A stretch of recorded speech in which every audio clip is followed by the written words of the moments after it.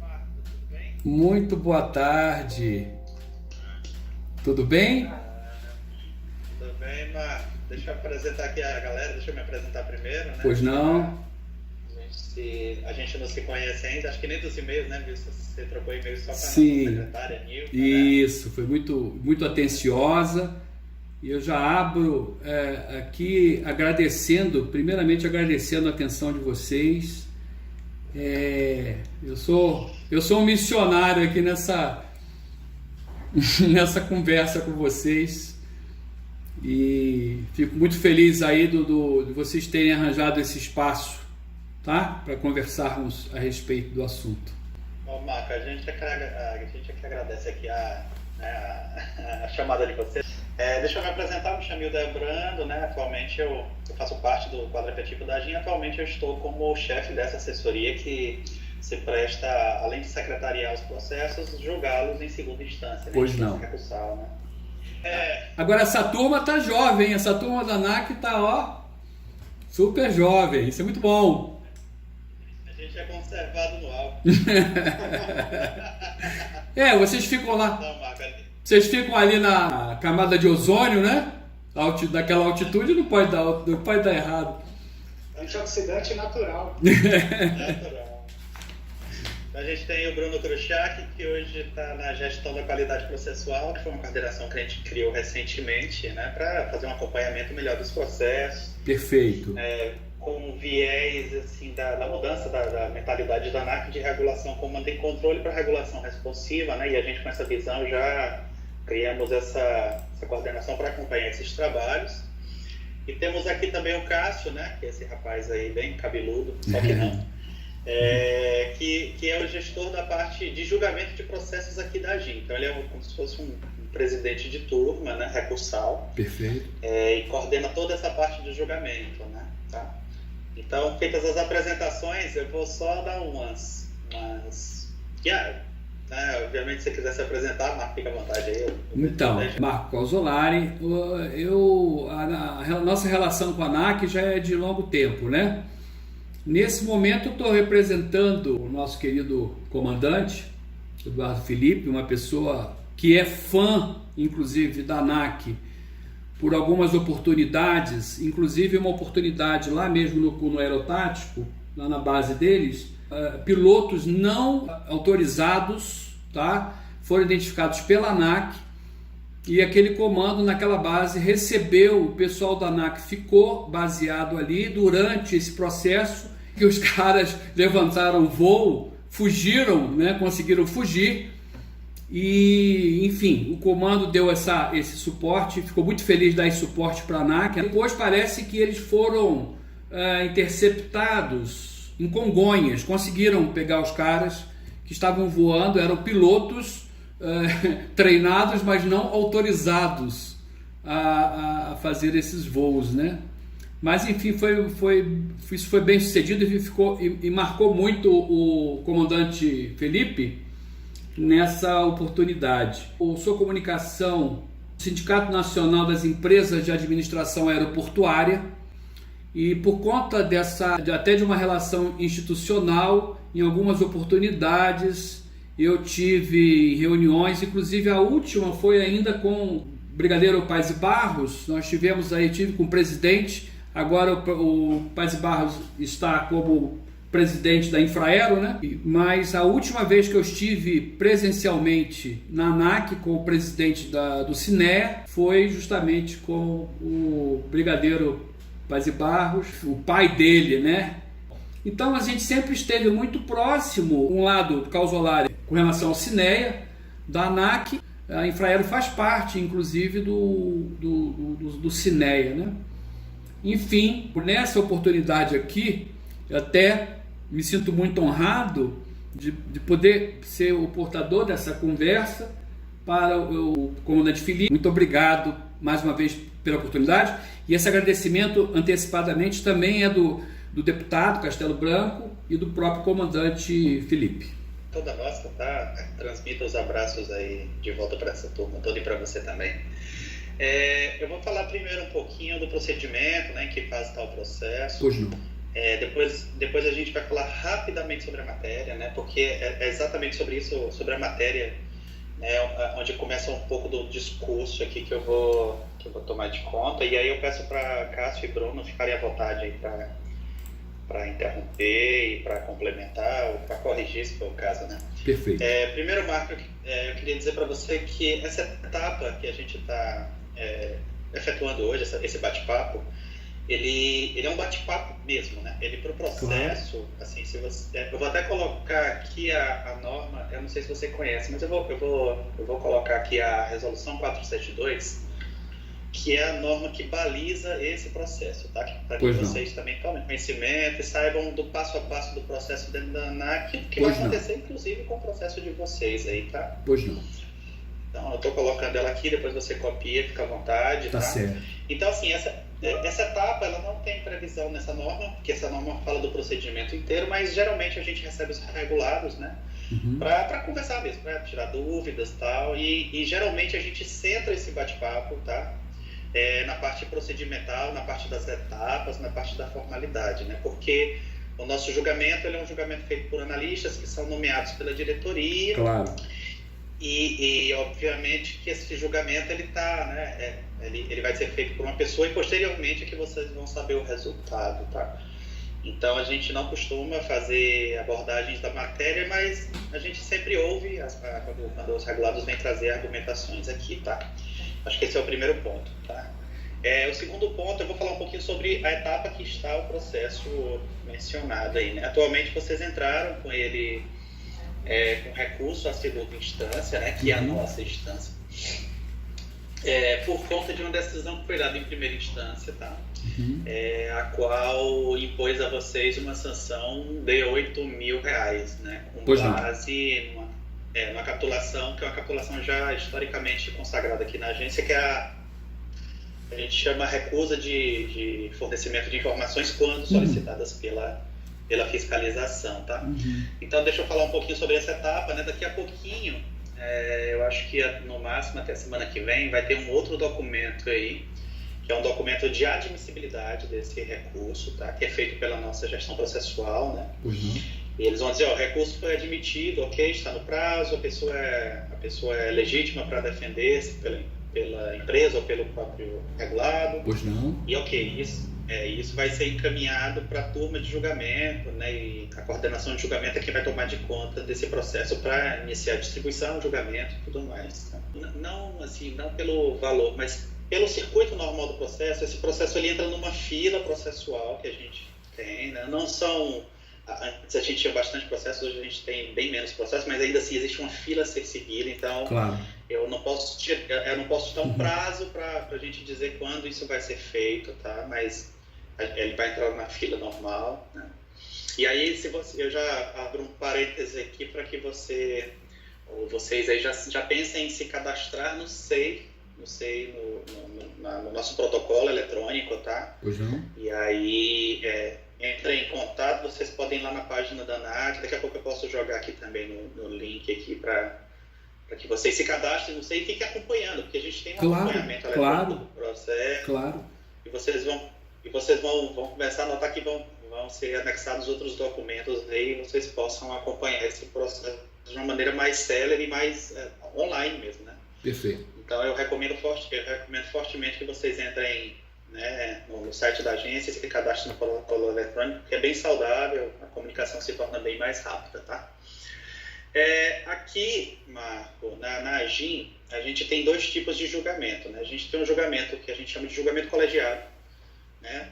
Onde 3 coleguinhas aqui da AGIM, capitaneados pelo Cássio, aí, que é o coordenador de turma, eles fazem um julgamento em colegiado dos processos para que saia uma certidão de julgamento por 3 pessoas, né?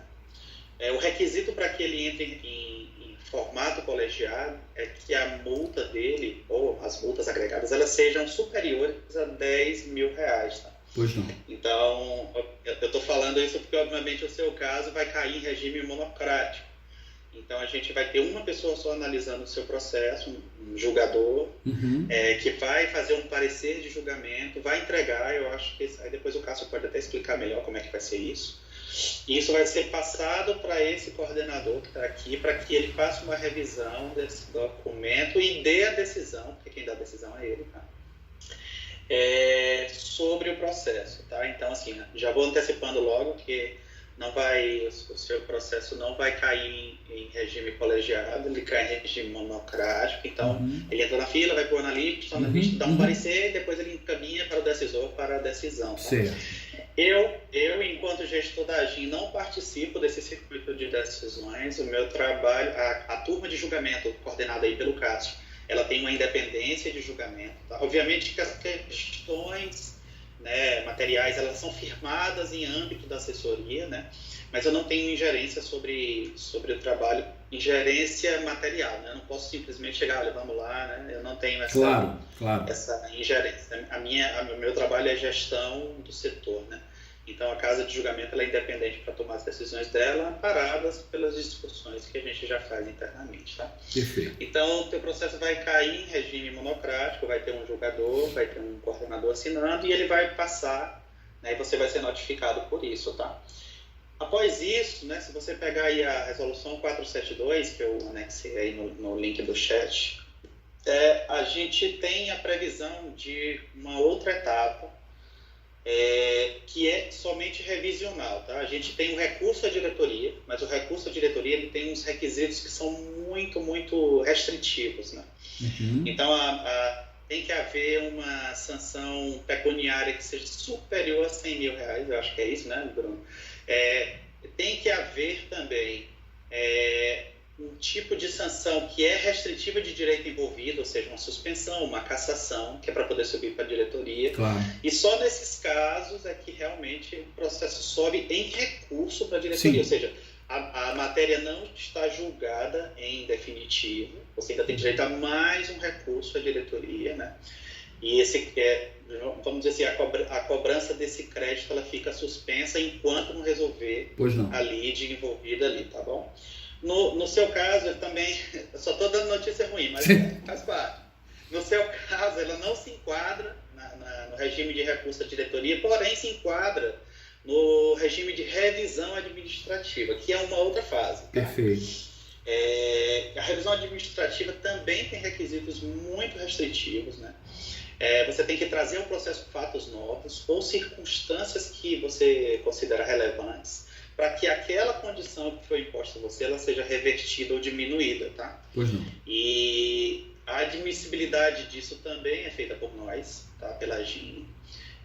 E isso vai ser encaminhado à diretoria para julgamento em definitivo. Com um detalhe, aquela sanção ela já está definitivamente constituída, tá? Só que ela fica com a cobrança suspensa, sobrestada, enquanto a diretoria, caso esse processo suba admitido, ele não seja julgado, tá? Então, dos resultados da revisão, a diretoria pode manter, diminuir ou arquivar o processo. Pois tá? não. Então, basicamente, sobre o procedimento é isso, né?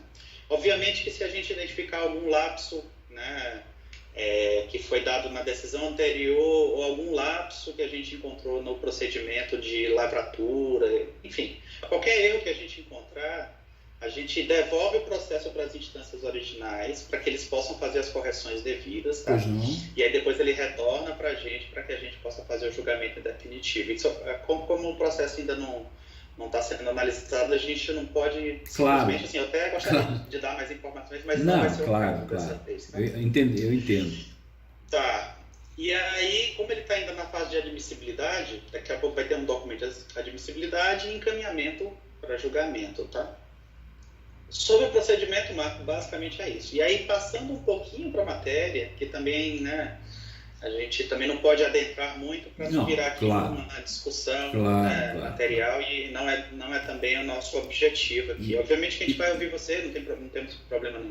Então, assim, sobre o aspecto material, é preciso que eu diga para você que, historicamente, como eu falei lá no início, essa é uma infração que é bem corriqueira aqui no âmbito da agência, né? a gente notifica os regulados para nos prestarem informações sobre quaisquer documentos que eles tenham, né? No caso de vocês, acho que foi diário de bordo, mas poderia ser documento contábil, poderia ser documento de manutenção da aeronave, poderia ser manuais de aeronave, poderia ser documentos do piloto, podia ser qualquer coisa, né? E geralmente essa requisição feita pela fiscalização, o fiscal ele dá um prazo para você, esse prazo é livre, tá?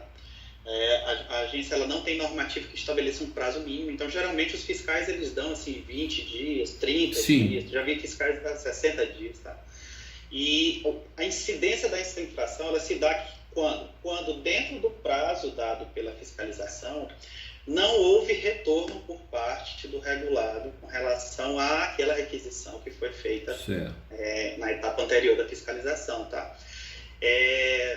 Depois, assim, eu sugiro que você dê uma pesquisada também, porque é fácil a pesquisa na internet sobre esse tipo de processo, tá? Para que você veja quais são os possíveis resultados, até para ajudar também você em outras questões, assim, de ter, por exemplo, se achar que pode ingressar com a revisão junto à ANAC e poder argumentar no sentido em que as decisões estão sendo tomadas aqui dentro da ANAC, tá? Perfeito. A AGIM e diretoria, elas publicam em página da internet todas as decisões, tá? Então você fique livre à vontade para pesquisar na internet isso. Pode pesquisar pela capitulação, tá? Que eu acho que é bem fácil de você encontrar, tá bom? Perfeito.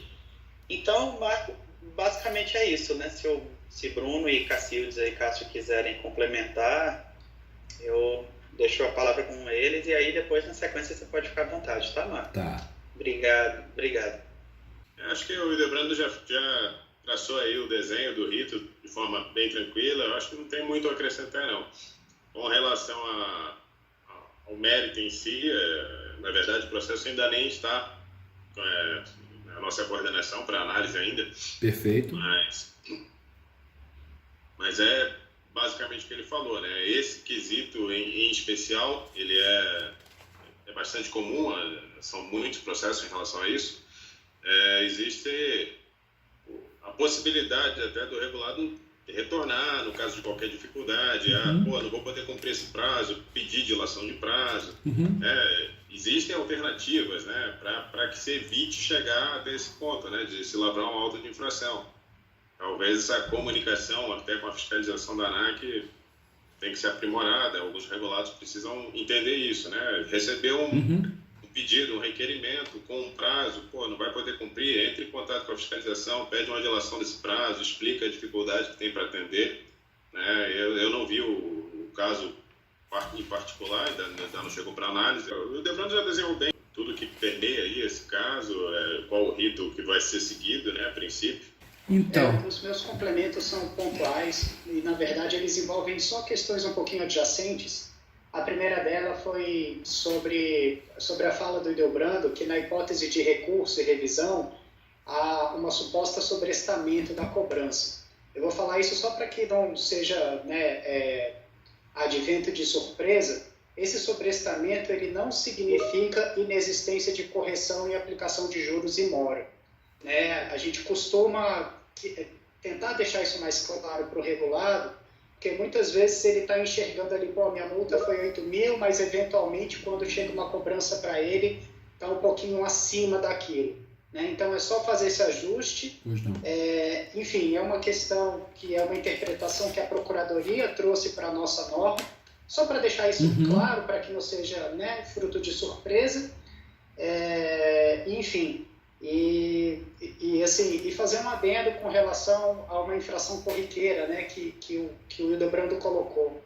A ANAC tem alguns requisitos de fiscalização que a gente costuma falar que eles são formais, é um checklist, E, eventualmente, esse caso, pelo que eu estou entendendo, eu também não abri o processo, eu não li o processo, ele se enquadra dentro de requisitos formais, que é o objeto de trabalho que eu tenho metido mais a mão na massa hoje, que é na cultura responsiva, para a gente conseguir trabalhar isso de outras formas que não seja exclusivamente a visão do comando e controle. Perfeito. Mas sim uma possibilidade de colaboração, é algo que a agência está mirando em construir, embora ainda não seja só o nosso modelo.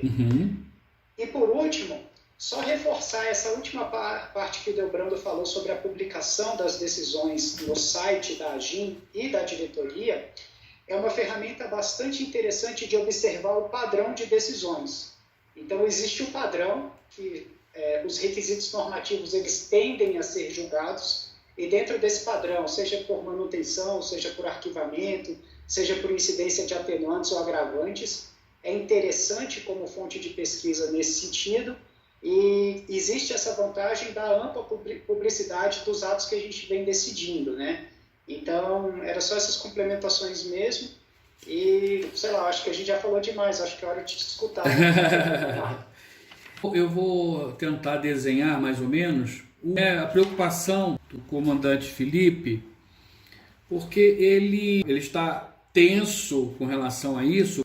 Diz o seguinte, que com devido respeito, em momento algum houve a recusa em se fornecer as tais cópias, né, solicitadas pela ANAC dos diários de bordo da aeronave, vou fazer o prefixo PR, SMV, o que se depreende já da informação acima sobre o envio integral das cópias solicitadas no primeiro ofício. Ele naturalmente reuniu, até para o meu entendimento, né, reuniu todo o processo de como o que está em suas mãos para a gente poder conversar. E aí ele coloca mais, cientes do problema e prontos a resolvê-lo dentro dos parâmetros que sempre nortearam nossas relações com a ANAC, fizemos um primeiro contato telefônico e crentes de que tudo estaria resolvido apenas obedecendo à solicitação de envios das cópias ditas ilegíveis. Me parece que foi dado como alguma coisa ilegível. Isso que provocou a solicitação de uma... Entendemos que estaria sanada a questão. Ele segue assim o fizemos em menos de uma semana, o que demonstrou mais uma vez a nossa vontade em esclarecer quaisquer fatos, porventura, do que está sendo investigado. Encaminhamos as cópias fisicamente no protocolo ANAC e tal, ele cita o número desse protocolo, no dia 8 de janeiro de 2021, através do ofício número 04 de 2021, SAT, e ainda, para auxiliarmos na rapidez do trâmite, encaminhamos também por meio eletrônico no dia 12 de janeiro. Após nova solicitação de reenvio de cópias alegadamente ilegíveis, mais um ofício foi protocolado em obediência, juntando cópias digitalizadas, ofício número 5 de 2021, claro que depois eu faço chegar em suas mãos, de 19 de janeiro de 2021, protocolado sob o número, está aqui, 66006, 16 de 2021, traço 59, ANAC, São Paulo. Por si, tais demonstrações de disponibilidade, isso é palavras dele, né, em se fornecer quaisquer documentos aos órgãos de fiscalização já seriam suficientes para impedir o que ele respeitosamente acha uma medida de extrema autuação. Em toda a história desse serviço aerotático da Polícia Civil Paulista, nessas relações com a Agência Nacional da Aviação Civil, sempre foram pautadas no respeito e na reciprocidade em prol da sociedade, fossem nossos trabalhos conjuntos de caráter humanitário ou fiscalizatório. Ele fala aqui sobre caráter humanitário, porque uma das coisas que eles fazem é transporte de órgãos, além do trabalho da polícia, né, de fiscalizar, das ações que são importantes e que têm a ver com a polícia, eles também utilizam essas unidades para fazer o transporte de órgãos, tá? Dentro daquele prazo que tem que haver para poder, enfim, ocorrer a doação. Chegamos a disponibilizar nossas instalações, isso eu já tinha falado no início, né? Nossas instalações no Campo de Marte para os chamados fiscais de rampa, o termo é esse, fiscais de rampa, e até transportá-los com nossos helicópteros para outros aeroportos. Então vê-se claramente que não houve nenhum ato do serviço aerotático, do entendimento dele, da Polícia Civil de São Paulo, que se caracteriza como recusa ao fornecimento dos dados dos livros, né? Como expresso no artigo 299, inciso 6º do Código Brasileiro de Aeronáutica. Ele finaliza aqui dizendo: esse serviço aerotático se esforça diuturnamente para servir a sociedade paulista e brasileira nas mais diversas missões, com poucas aeronaves e escasso número de policiais diante da demanda. São inúmeras operações de segurança pública para combater o tráfico de drogas, o crime organizado, mas as missões que mais nos honram são as de transporte de equipes médicas e órgãos para a realização de transplantes, TROV, a sigla, né? Mesmo com a pandemia do novo coronavírus, só no último ano foram mais de 20 missões desse tipo que possivelmente salvaram a vida de mais de 50 pessoas, posto que diversas vezes transportamos mais de um órgão no corpo humano para transplante em pacientes diversos. Finalizando por isso, sendo certo que não houve recusa de exibição de livros, documentos contábeis, informações ou estatísticas aos agentes da fiscalização, recorremos a Vossas Excelências, sabedores do nosso trabalho árduo na luta por justiça, coerência e defesa da coisa pública, a fim de interceder junto aos órgãos competentes para que se aprecie o recurso por nós apresentado nos autos citados e julgando-o procedente. O auto inflação número 000-188.1, não sei se é ponto 1 ou ponto I, /220. Além disso aqui, eu tive uma conversa longa com ele, eu fiz a visita lá, né, a base deles, e ele até emocionado. Às vezes pode parecer, é tanto barulho por conta de R$8.000, não é bem isso, né?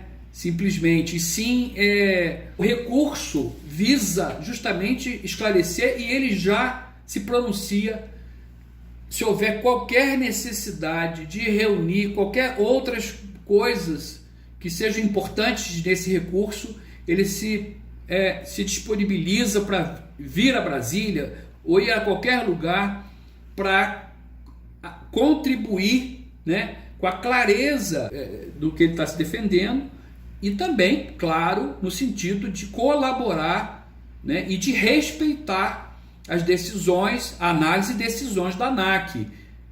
Pior seria se não houvesse, né, a ANAC, pior seria se não houvesse esse trabalho que a gente sabe muito bem da importância dele. Como regulado, né, ele sabe da importância de oferecer a vocês o que for necessário. Ele se vê assim, ansioso para que isso fique esclarecido, ter uma visão de justiça, uma visão bem clara, né, sobre o que ele está postulando nesse recurso, respeitosamente a vocês. E eu fico muito feliz de ter a oportunidade de falar, de trazer aqui as palavras do comandante e dessa oportunidade, né, que vocês estão dando, porque já considero assim, não considero um privilégio, mas considero um respeito muito grande da parte de vocês, né, de receber, de abrir esse espaço para que a gente possa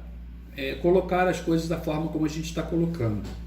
Muito obrigado. A honra, imagina. A honra é toda nossa, né? Eu posso repetir isso tranquilamente, a honra é nossa de recebê-lo aqui, né? Enfim. Eu tenho alguns pontinhos a falar sobre isso. Tá? Pois não. Assim, se tudo que você me mencionou aí na sua argumentação, ela tiver colocada na peça de recurso, que é outro ponto muito importante que eu devo frisar aqui, todo esse histórico do que aconteceu, documentos que estão envolvidos, olha, a gente respondeu assim, assim, assim, assado, né? No sentido de descaracterizar ou mitigar aquela infração, todos eles são absorvidos pelo julgamento. Então, perfeito. Entendeu? Então, o julgamento, ele vai verificar se a data realmente foi, né, se o fiscal deu a data e aquela data foi realmente descumprida, aquele prazo que foi dado, entendeu? Se esse relato, ele tem um condão também de levantar dúvidas no nosso julgamento, entendeu? Sim. Ou seja, se você disser, a gente fez uma comunicação assim, assim, se isso chegar ao ponto da gente, e eu estou falando de forma genérica. Claro, claro. Se isso levantar dúvidas no nosso julgamento, você falou em justiça, então a gente tem muito esse senso de justiça. Sim. Não, peraí, cara, vamos perguntar então para a área se realmente houve essa comunicação e se houve algum outro problema de comunicação que ele possa ter identificado. Pois não. Para que ele ele, fiscal, esclareça isso para a gente e a gente possa ter o melhor julgamento para o caso, tá? Então é praxe a gente questionar, enquanto a gente tiver com dúvida, a gente vai questionando até a gente ter certeza do que vai fazer, tá? O segundo, aí eu falei desse relato. Esse relato tem que estar, né, dentro da peça recursal, e eu já vi que a peça recursal está aqui, ainda não entrei, até porque senão eu ia perder o teu argumentação, ia ficar prestando atenção, ia ficar meio, né? Por que eu estou frisando isso? Porque ele teve uma oportunidade, talvez se ele tivesse levado essa argumentação para a primeira instância, tá? Porque ele foi lavrado um auto de infração, ele foi notificado, você acabou de explicar que teve um problema de endereços, tá?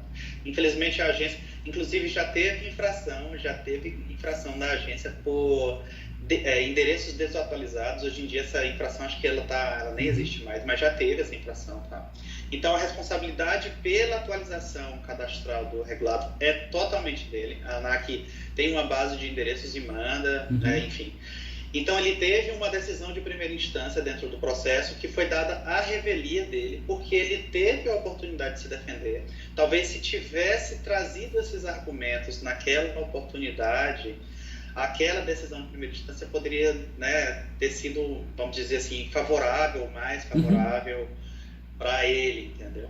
Então, assim, o que eu notei foi que, tá ok, argumentou bem, realmente, né, a gente começa a pensar, mas, né, essa argumentação, se fosse dada em instância anterior, e tô falando que não é obrigatório, tá? Mas se talvez tivesse né, cumprido uma etapa direitinho com o pessoal da primeira instância para tentar convencer aquela galera que é mais técnica, a gente é um pouco mais jurídico, a nossa análise recursal é um pouco mais jurídica, a gente se atém muito ao aspecto jurídico da coisa, tá? Então, assim, a segunda informação, talvez se tivesse conseguido, né, efetivamente se defender em primeira instância, talvez a primeira instância tivesse tido esse, vamos dizer assim, esse sentimento um pouco sobre a infração que estava sendo lá analisada, tá? E eu acho que é isso. Né? Basicamente é isso, assim, a gente não se preocupe com relação à justiça, assim, né? A gente tem essa preocupação, é por isso que eu estou passando aqui. Tenho certeza. Você recebeu nos links, não sei se você recebeu aqui nos links da conversa, eu deixei tudo. Depois que eu encerrar a conversa, eu consigo pegar esses links? Se você não conseguir, Marco, você pode passar um e-mail, aquele mesmo e-mail. Tá. Eu vou. Já que a gente está com esse canal aberto, eu pediria essa gentileza, tudo que você enviou aqui, enviar por lá, porque eu faço chegar para nossa análise, enfim. Tá? Pronto, pode deixar que eu mando isso. Se eu conseguir mandar hoje, com certeza até segunda-feira eu mando. Eu queria reforçar uma coisa, que é sempre bom a gente reforçar, né? O comandante, quando ele citou essa questão do endereçamento, ele reforçou também que como existe o endereçamento também eletrônico, que ele foi chamado por quem recebeu, só para lembrar aqui, para não dizer que foi só a questão do endereço, enfim, ele está ciente.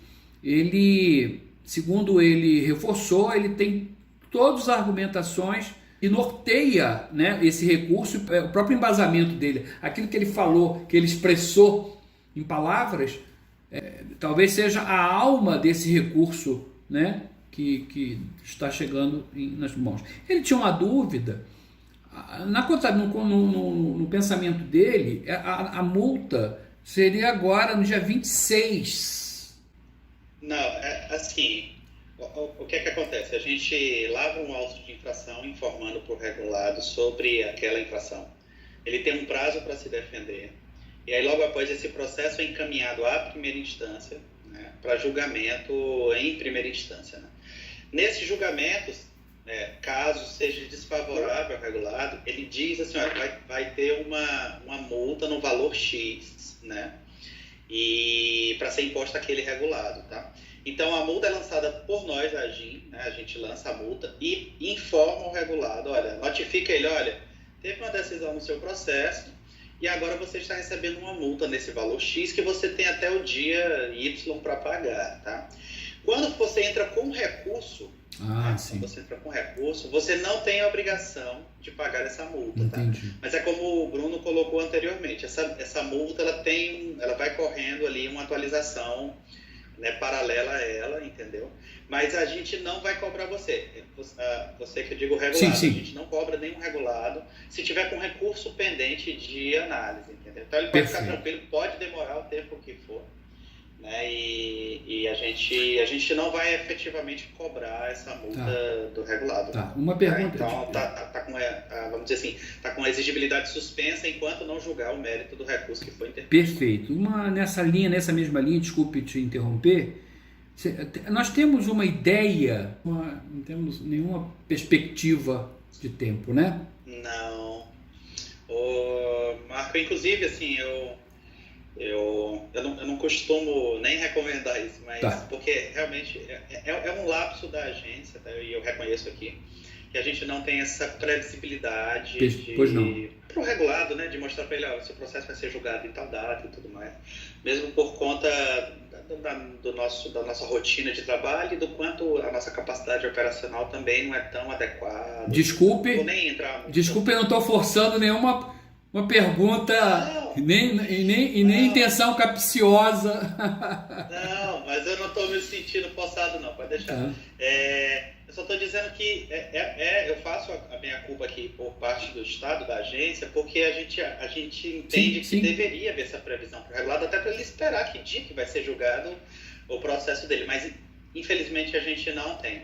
Então, assim, eu recomendo fortemente que todo início de mês, se você quiser, você pode passar um e-mail para aquele endereço da gente perguntando, meus caros, eu queria saber a atualização sobre isso. Ótimo. Porque aí quando entrar no circuito de decisão, vai ter um parecer lá que vai estar sem assinatura, ou seja, alguém já analisou e já encaminhou para ser assinado pelo decisor. Então, se for esse o caso, eu já vou informar, olha, ele já, por exemplo, se foi distribuído, foi distribuído já para um relator, e ele vai analisar no prazo de X tempo. Perfeito. Se foi decidido, se foi dado um parecer, a gente vai dizer, tem um parecer já do processo, tá? Falta a assinatura do decisor.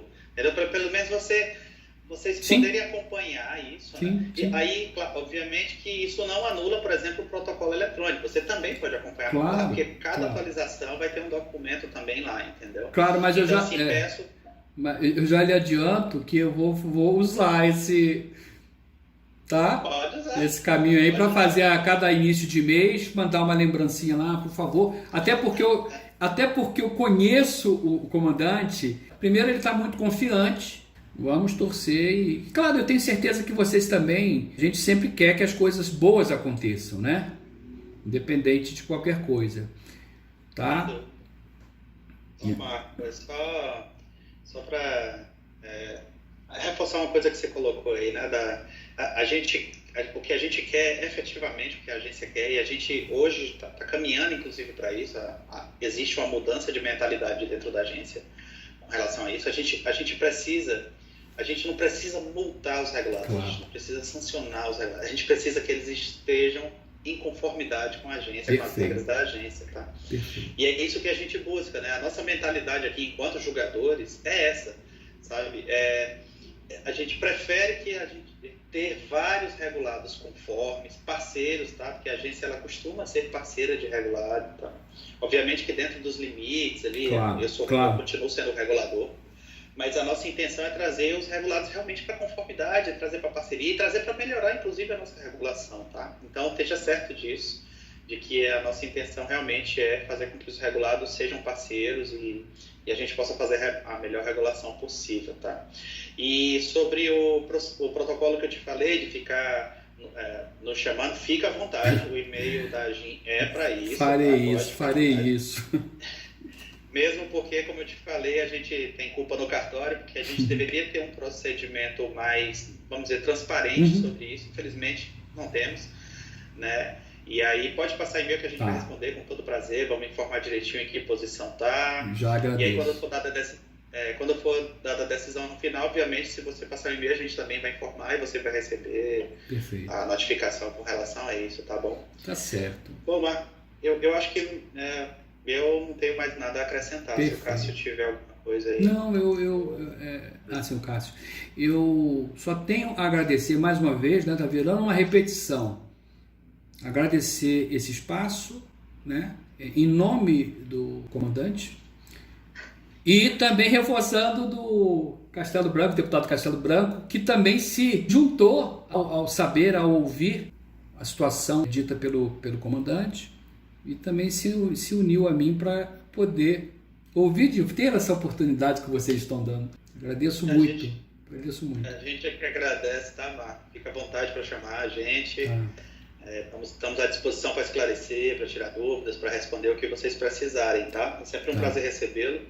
Tá bom. Tenha um excelente final de semana. Você e também. Pode chamar a gente à vontade, tá? Tá. E uma última palavra do comandante. Causolari, na sua interação com eles, reforce que nós aqui estamos disponíveis, se houver esse espaço, para que o recurso seja analisado da melhor forma possível, se couber espaço, que a gente unir mais dados, mais informações, nós estamos absolutamente disponíveis para isso, tá? Sem restrição. Tá bom? Perfeito, Marco. Muito obrigado. A gente que agradece, Marco. Muito obrigado. Excelente final de semana. Para você também, para o Cássio, para o amigo Bruno que teve que sair.